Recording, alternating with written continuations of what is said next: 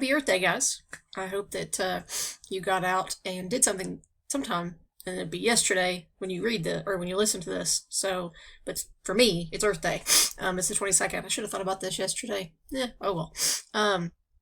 Anyway, I've been outside tilling a garden all day, and it's almost 8 o'clock at night, and I'm going to film this video for you, and hopefully offer you some insights on this passage. From what I see in your thesis statements, you're on the right track, but I wanted you to dig deeper. Got some information today, and I think as it stands right now, the last day for you guys will be May 14th. So that means that you'll have the AP exam on May 13th, which will mean no work for you that day. It'll be good luck, and I wish I could bring you snacks, honestly. But it'll only be an hour-long test, so I guess that helps. And then Thursday probably will just be like a review day. So just kind of be on the lookout for that. The first full week of May, we'll talk about Their Eyes Were Watching God. I'll try to post some videos for you guys just so you have some information about the book. And maybe open up comments or something like that if you guys want to ask questions about the book, if there were things that were confusing to you, we can talk about those. Anyway, so that's the future. But your last official day as a student at Boyd County High School, as of right now, it'll be May 14th, which is crazy, really and truly. So, also my dogs keep running in and out of the room, so if you hear any barking in the background, just roll with it. Okay, so let's look at this passage, and we'll talk about it a little bit, just like the other videos. This is our last video in this series, but at 3 your time, 3 p.m., I'll be hosting a Google Meet. If you have questions about anything, even if you have questions about Their Eyes Were Watching God, I can answer those questions then. So I'll be available for that hour. You don't have to attend. I know some of you guys have emailed me, kind of afraid that you're going to miss something big time. It's not a class. It's not a substitute for the class. You still have other work. So you don't have to come, but if you have questions that you want to ask me or just want to do face-to-face, think of it kind of like an office hour thing. And so, if you don't come, it's okay. Don't freak out. All right. Anyway. Okay. So this is the passage from 1999. In the following passage from Cormac McCarthy's novel The Crossing, 1994, the narrator describes a dramatic experience. Read the passage carefully. Then, in a well-organized essay, show how McCarthy's techniques convey the impact of the experience on the main character. Okay? That's a pretty straightforward prompt, right? How is it that the experience impacts the main character? So, doable, right? Completely. You just got to dig a little bit deeper, okay? By the time he reached the first talus slides under the tall escarpments of the Polaris, the dawn was not far to come. He reined the horse in a grassy swell and stood down and dropped the reins. His trousers were stiff with blood. He cradled the wolf in his arms and lowered her to the ground and unfolded the sheet. She was stiff and cold, and her fur was bristly with the blood dried upon it. He walked the horse back to the creek and left it standing to water, and scouted the banks for wood with which to make a fire. Coyotes were yapping along the hills to the south, and they were calling from the dark shapes of the rimlands above him, where their cries seemed to have no origin other than the night itself. He got the fire going and lifted the wolf from the sheet, and took the sheet to the creek, and crouched in the dark and washed the blood out of it, and brought it back, and he cut forked sticks from a mountain hackberry, and drove them into the ground with a rock, and hung the sheet on a trestle pole, where it stemmed in the firelight like a burning scrim standing in a wilderness, where celebrants of some sacred passion had been carried off by rival sects, or perhaps had simply fled in the night at the fear of their own doing. He pulled a blanket about his shoulders and sat shivering in the cold and waiting for the dawn that he could find the place where he would bury the wolf. After a while, the horse came up from the creek, trailing the wet reins through the leaves, and stood at the edge of the fire. He fell asleep with his hands palm up before him like some dozing penitent. When he woke, it was still dark. The fire had died to a few low flames seething over the coals. He took off his hat and fanned the fire with it and coaxed it back and fed the wood he'd gathered. He looked for the horse but could not see it. The coyotes were still calling all around the stone ramparts of the Polaris, and it was graying faintly in the east. He squatted over the wolf and touched her fur. He touched the cold and perfect teeth. The eye turned to the fire gave back no light, and he closed it with his thumb and sat by her and put his hand, and put his hand upon her bloodied forehead, and closed his own eyes that he could see her running in the mountains, running in the starlight where the grass was wet, and the sun's coming as yet had not undone the rich matrix of creatures passed in the night before her. Deer and hare and dove and ground vole, all richly empaneled on the air for her delight, all nations of the possible world ordained by God, of which she was one among, and not separate from. Where she ran, the cries of the coyotes slapped shut as if a door had closed upon them, and all was fear and marvel. He took up her stiff head out of the leaves and held it, or he reached to hold what it cannot be held, what already ran among the mountains at once, terrible and of a great beauty, like flowers that feed on flesh. What blood and bone are made of, but can themselves not make any on any altar, not by any wound of war. What he may well believe has power to cut and shape and hollow out the dark form of the world, surely, if wind can, if rain can. But which cannot be held, never be held, and is no flower, but is swift and a huntress, and the wind itself is in terror of it, and the world cannot lose it. Okay, so first off, if you're an animal lover, that probably was not an easy passage, and I apologize.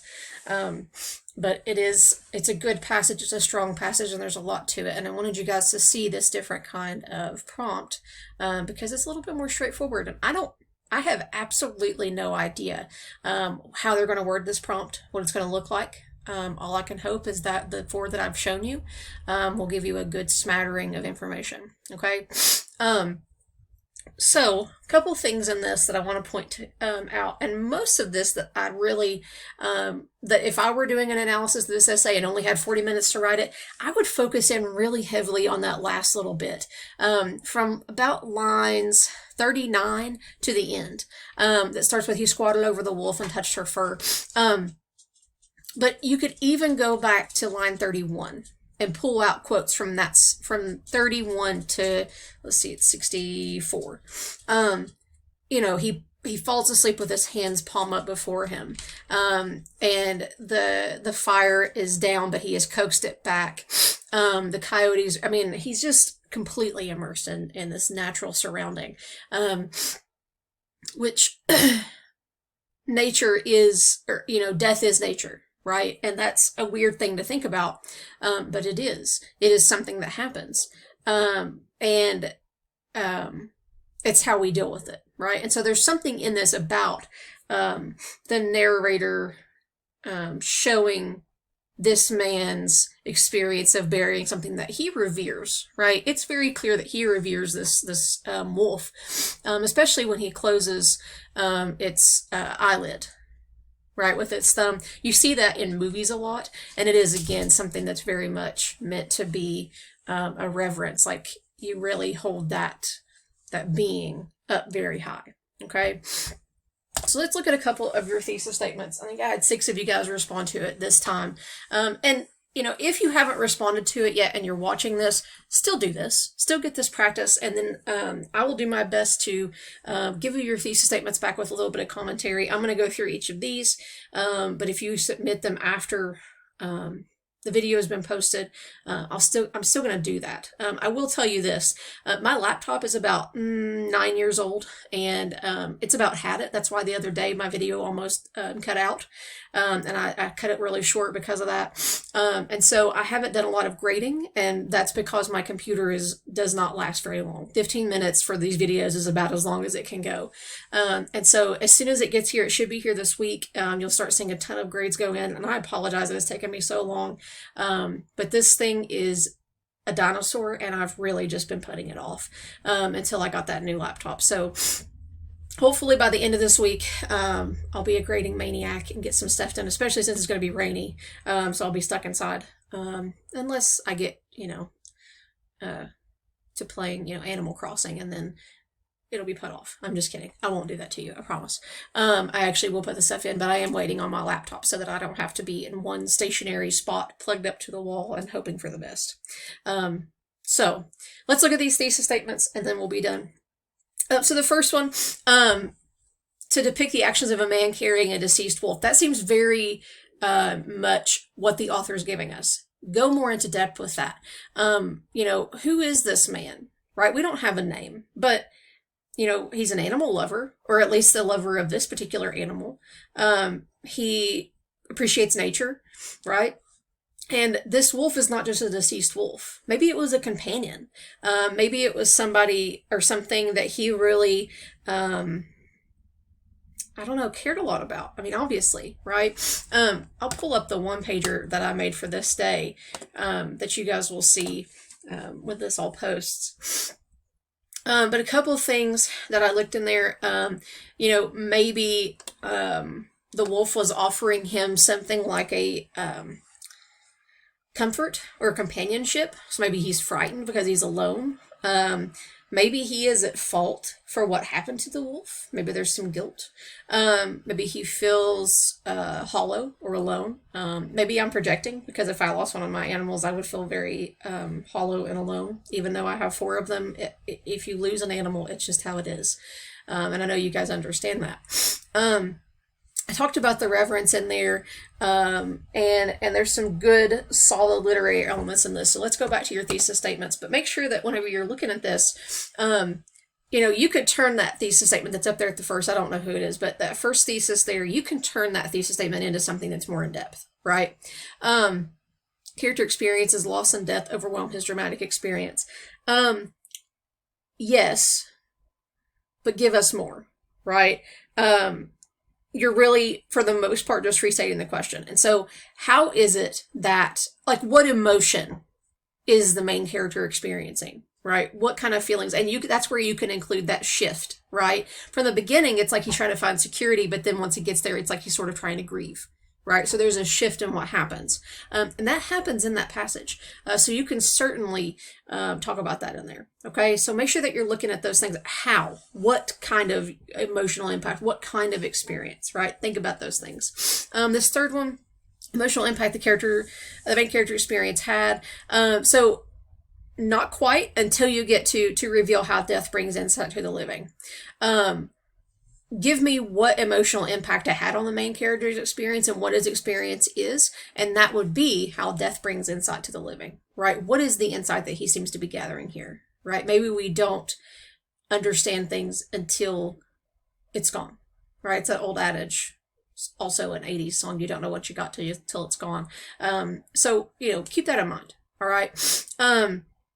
How the character feels with being alone at night and with his dead wolf. So being alone, do something with that, right? What happens if his wolf is gone? Like, obviously the horse is not providing him any safety or security. He's like letting the horse go wander off and do whatever. And so he is alone. And so is he like alone? Like, is he alone in the world? Does he have no other friend or companion other than this wolf who has died? Cormac McCarthy is notorious for very dramatic, almost melodramatic, or over-the-top dramatic kind of depictions of things. And so how is it that this sort of really intense imagery that he gives to us here, how do all these things sort of give us what kind of feelings the main character is experiencing, right? How is he dealing with what's happened here? Okay. Philosophical and ideological developments that impact one's character following a cathartic experience. The only problem that I'd have with that is I'm not sure I would use the word cathartic. Maybe if he had buried the wolf in the passage, it may be cathartic. Catharsis typically is something that allows you to feel relief. And I don't know that in this passage we're getting relief from him. But maybe you could say something like following a tragic experience. Something like that, you may be able to work that out and it may work for you. If you were to explain in your essay something that's not what I just described as the definition of cathartic and you just use that word, that's also okay. So don't panic about trying to learn a bunch of vocabulary, okay? If you say it's cathartic and then you get to the essay and you describe something completely different, they're going to take what you say in the essay because this is a draft, okay? So don't panic if that's something that you came across. Okay, I'm running out of time. Nature adjectives and nature-oriented pathos to show the significance of a single member of the natural world and the respect she deserves. Fantastic. Don't forget, though, that you are also to include the main character's experience in conjunction with what you've said here. So add that in there. But that's well put. Just add that little extra part in there. Okay. All right. So I've got like 10 seconds. So I'm going to hop off here. But as always, if you have any questions, please let me know. And I will talk to you guys at 3.